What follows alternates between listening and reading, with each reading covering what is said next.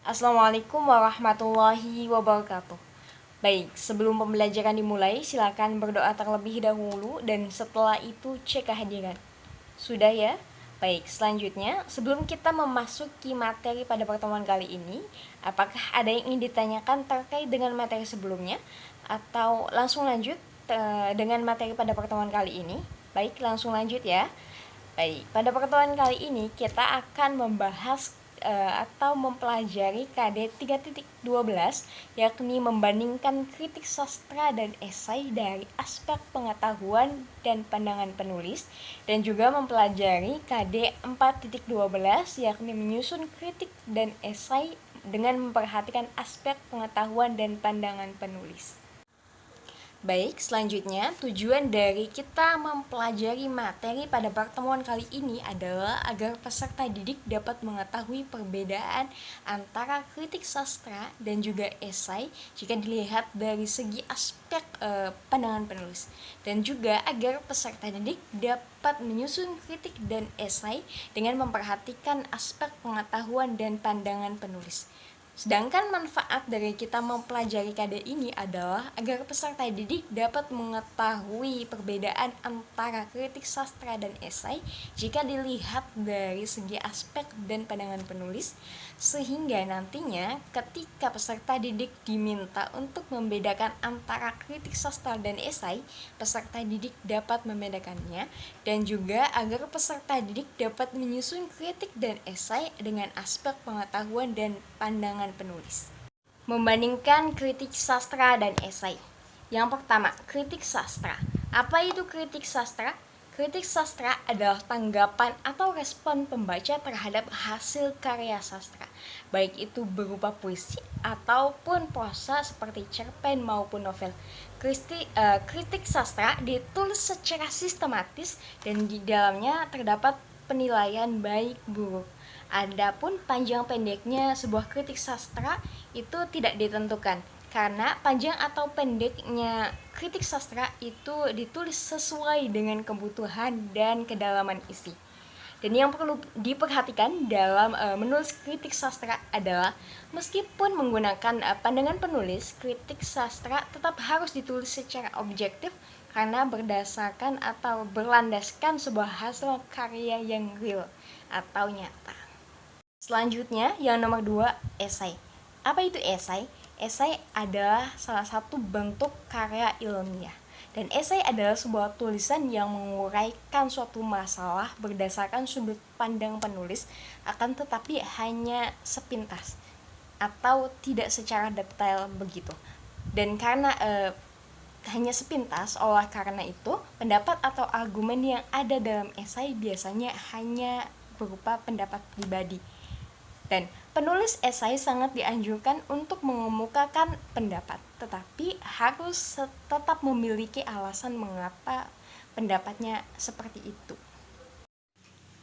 Baik, sebelum mempelajari materi selanjutnya, silakan kalian baca terlebih dahulu contoh kritik sastra dan esai yang terdapat pada modul bahan ajar bahasa Indonesia kalian, yang ada pada halaman 39 sampai 41. Silakan kalian baca dan setelah selesai kita akan mempelajari materi selanjutnya. Selanjutnya, membandingkan kritik dan esai berdasarkan pengetahuan dan pandangan. Yang pertama, perbandingan kritik dan esai berdasarkan pengetahuan yang dikaji. Poin yang pertama, jika kritik adalah objek yang dikajinya itu berupa karya, contohnya adalah seni rupa, seni musik, seni sastra, dan lain sebagainya. Sedangkan jika esai itu, objek yang dikaji pada esai dapat berupa sebuah fenomena atau sebuah peristiwa seperti itu. Selanjutnya, jika di dalam kritik itu terdapat sinopsis di dalamnya, sedangkan di dalam esai itu tidak ada ringkasan atau sinopsis dari karya tersebut. Dan yang terakhir adalah di dalam kritik itu menyajikan data-data yang objektif, sedangkan di dalam esai itu tidak selalu membutuhkan data-data. Poin yang kedua, perbandingan kritik dan esai berdasarkan pandangan penulis. Perbandingan yang pertama, kritik. Jika penilaian di dalam kritik itu dilakukan secara objektif, yang diikuti dengan data dan alasan yang masuk akal, sedangkan di dalam esai, kajiannya itu dilakukan secara subjektif, yaitu menurut pandangan penulis. Sedangkan perbandingan yang kedua adalah menggunakan jika di dalam kritik itu menggunakan kajian teori yang sudah mapan, sedangkan di dalam esai itu tidak atau jarang mencantumkan teori di dalam kajiannya. Sedangkan yang ketiga, perbandingan yang ketiga adalah jika pembahasan terhadap karya itu dilakukan secara utuh dan menyeluruh dalam kritik, sedangkan di dalam esai, fenomena atau objek yang dikaji itu tidak dibahas dengan secara menyeluruh. Materi yang selanjutnya adalah menyusun kritik dan esai. Yang pertama, menyusun kritik sastra. Seorang penyusun kritik sastra atau penulis kritik sastra itu harus benar-benar membaca dan mengamati karya yang akan dikritiknya tersebut. Karena hal itu dilakukan untuk membekali diri dengan pengetahuan yang cukup tentang karya yang akan dikritikinya dan untuk mengumpulkan data-data penunjang dan alasan yang logis untuk mendukung penilaian yang diberikannya tersebut. Kritik sastra juga harus diberikan tidak hanya kekurangannya saja, akan tetapi juga harus dicantumkan kelebihannya juga jika memang itu harus diberikan. Adapun cara menulis kritik sastra itu antara lain sebagai berikut. Ada 4. Yang pertama adalah memilih pengarang yang disukai. Yang kedua adalah memilih materi yang paling disukai. Yang ketiga adalah membuat beberapa pandangan orang terhadap karya tersebut. Dan yang terakhir adalah memulai menulis kritik tersebut. Baik, yang kedua adalah menyusun pernyataan esai terhadap objek atau peristiwa. Di dalam esai itu membahas objek atau fenomena dari sudut pandang yang dianggap menarik oleh penulisnya. Dan hal yang dibahas di dalam esai merupakan suatu kejelian seorang penulis di dalam memilih aspek yang seringkali diabaikan oleh orang lain, yang dianggap tidak menarik oleh orang lain. Dan kemampuan seorang penulis di dalam menyajikan dalam bahasa itu merupakan membuat esai menjadi menarik. Dan selanjutnya, langkah-langkah untuk menulis kritik esai yakni ada 3. Yang pertama adalah menentukan objek atau masalah yang akan dibahas. Yang kedua adalah menentukan kerangka esai yang akan ditulis atau dibahas. Dan yang terakhir adalah menyusun atau menulis isi esai dalam beberapa paragraf yang berisi pembukaan, isi pendapat pribadi terhadap suatu yang dianggap menarik untuk diungkap atau diulas, dan yang terakhir adalah penutup. Baik, materi telah selesai. Sekarang saya akan memberikan tugas kepada kalian. Tugasnya adalah tugas kelompok, di mana satu kelompok terdiri dari 3-4 orang. Silahkan kalian kerjakan, kalian bandingkan aspek pengetahuan dan pandangan yang digunakan oleh penulis kritik dan esai yang sudah tadi kalian baca. Tabel di bawah ini adalah untuk memudahkan kalian untuk mengerjakan tugas. Silakan kalian kerjakan dan setelah selesai silakan kalian presentasikan. Sebelumnya saya telah menyampaikan materi dan juga memberikan tugas kepada kalian.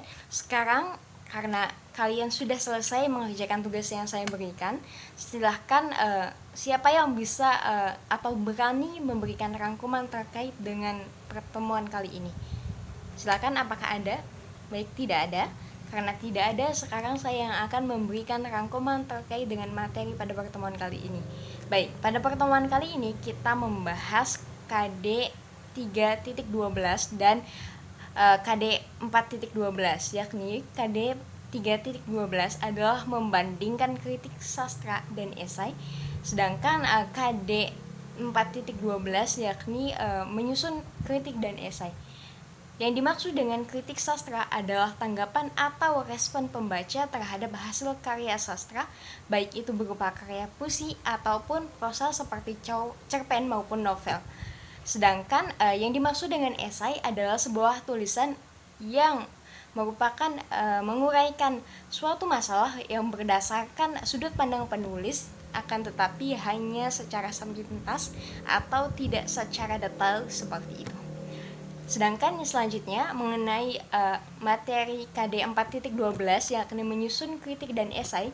Dalam menyusun kritik sastra, penulis kritikus itu harus benar-benar membaca atau memahami, mengamati karya yang akan dikritiknya tersebut.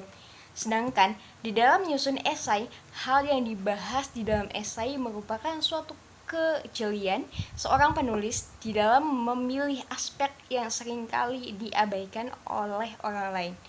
Baik, sampai di situ rangkuman yang saya berikan, dan sudah selesai materi pada pembelajaran hari ini. Oleh karenanya, saya cukupkan. Wassalamualaikum warahmatullahi wabarakatuh. Oh iya, saya lupa menyampaikan ya. Pada pertemuan selanjutnya kita akan membahas mengenai KD 3.13, yakni menganalisis sistematika dan kebahasaan kritik dan esai. Dan kita juga akan mempelajari KD 4.13, yakni mengonstruksi sebuah kritik atau esai dengan memperhatikan sistematika dan kebahasaan. Jadi, silakan di rumah kalian mempelajari 2 KD tersebut agar nantinya ketika kita membahas atau mempelajari 2 KD tersebut, kalian sudah atau semakin mudah memahaminya. Jadi, sampai di sini, sampai jumpa.